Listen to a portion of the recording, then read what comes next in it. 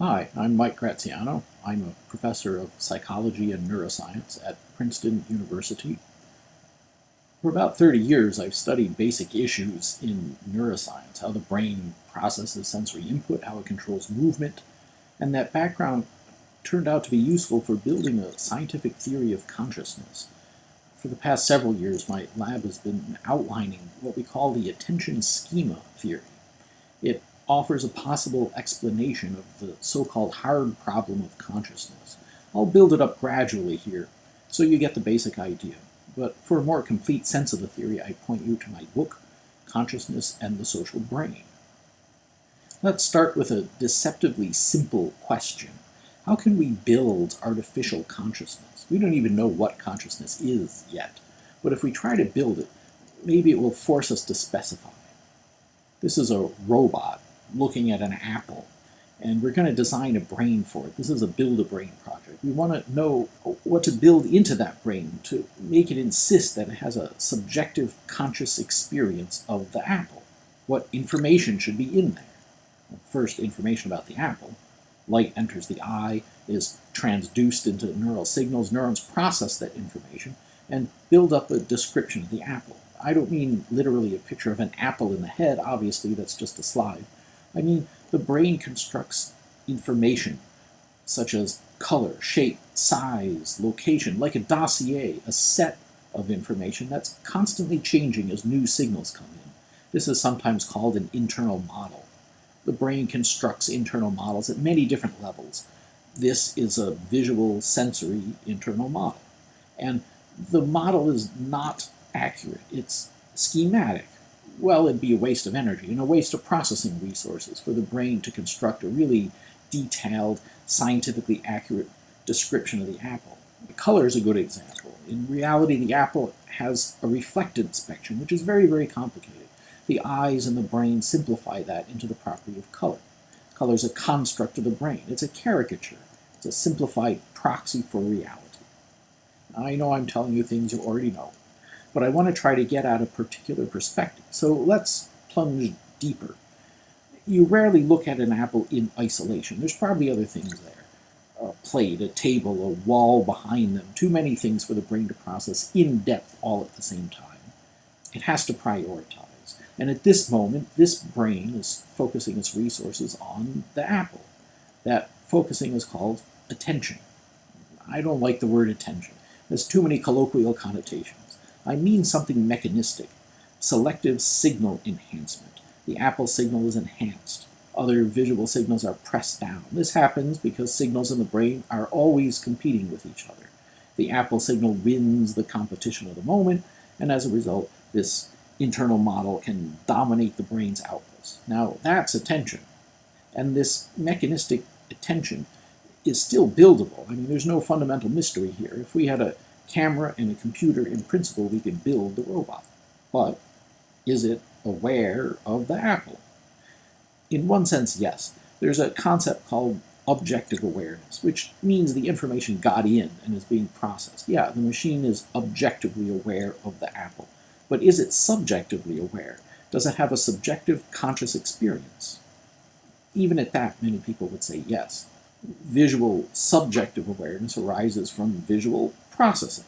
And if that's true, then we're done. We built a conscious machine, and consciousness is totally inexplicable. It just happens.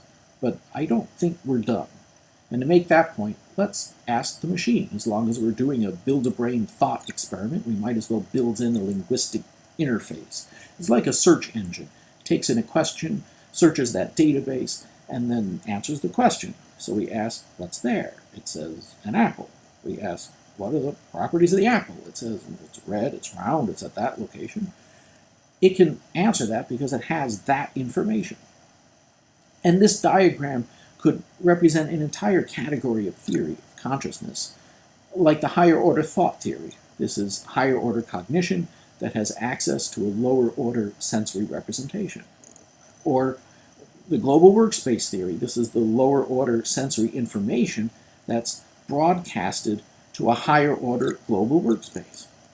But I don't think this diagram offers a complete theory of consciousness. And to make that point, let's ask yet another question. We ask, Are you aware of the apple?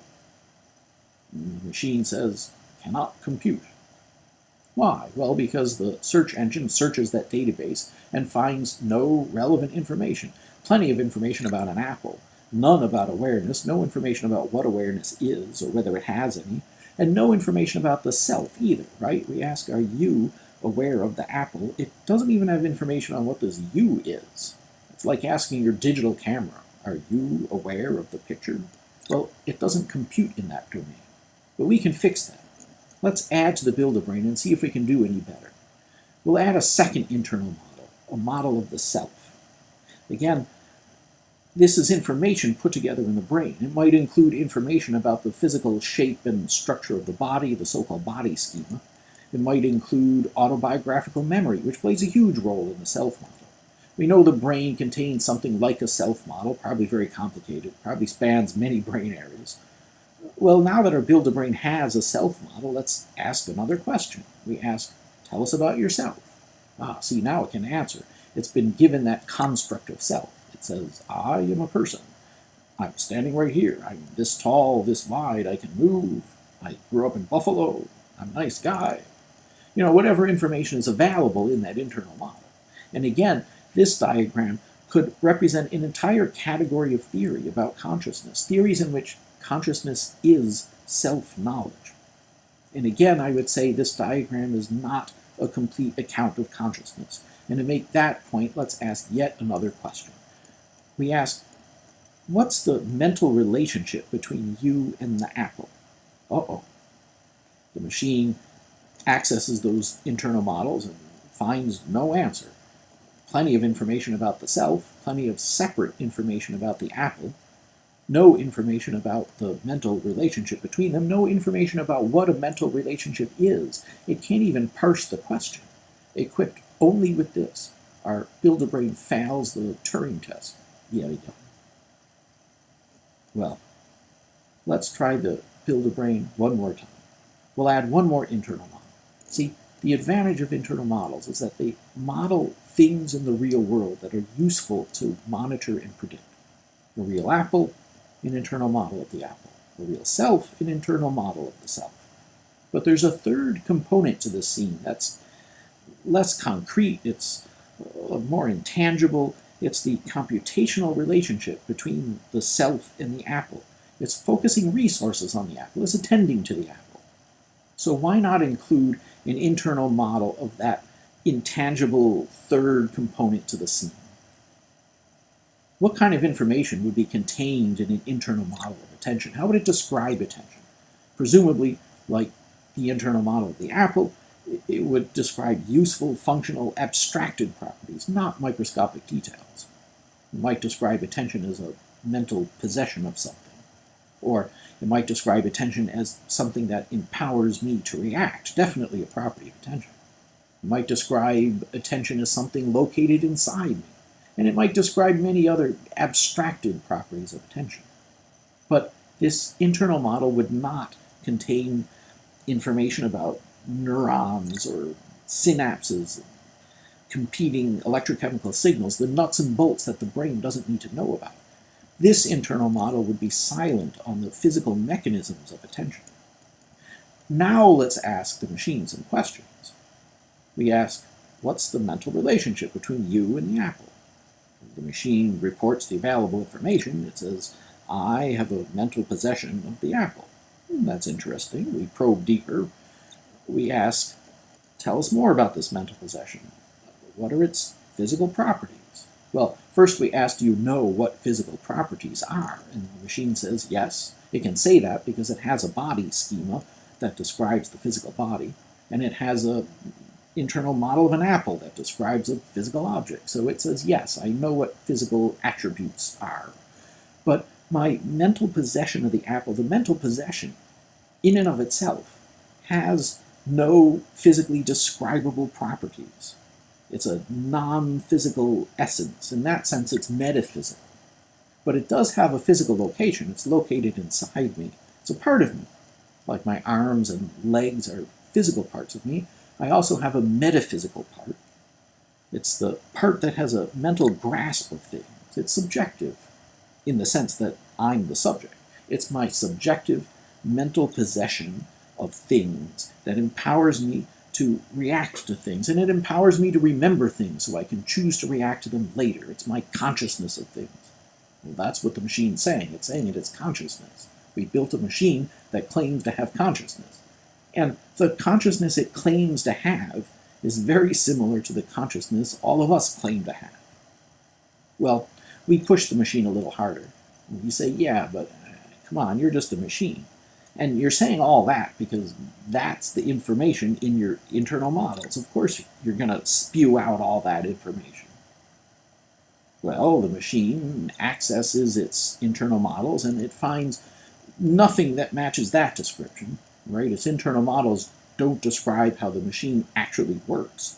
So it says, no, what internal models? What information? What computation? No, that's all nonsense. No, simply there's a me, there's an apple, and I have a subjective awareness of the apple.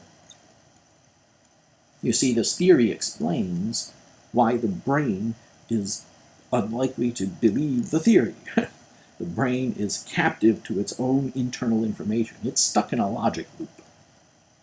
Well, the apple's a little bit limited, but the same logic could apply to anything. Awareness of a sound, awareness of a memory I might call to mind, self-awareness.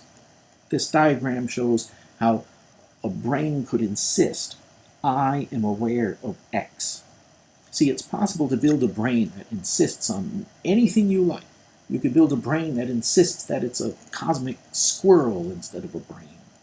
All you have to do is build in the right packet of information and build it into the right place in a fundamental low-level representation, beneath the level of high-order cognition, beneath the level of language, but with cognitive access to it.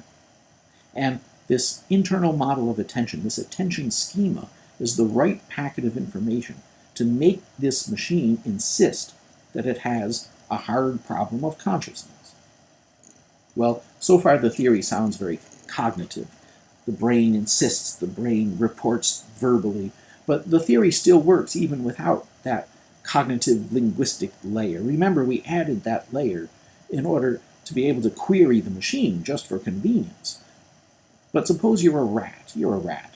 You lack well, you probably have some cognition, you lack language, but you still have these internal models. These are fundamental, low-level representations of important things, representations of self, representations of items in the world, and a representation of that ever-present process of attention, the relationship between the two. You need these representations in order to navigate your world. In this theory, the brain constructs an overarching internal model, a simulation of its world. And in that simulation, you are conscious of stuff. And the brain can construct this simulation under the surface of high-level cognition, under the surface of language. Even if it's a rat brain, it can still construct this simulation, even though it lacks the sophistication to cogitate about it or talk about it.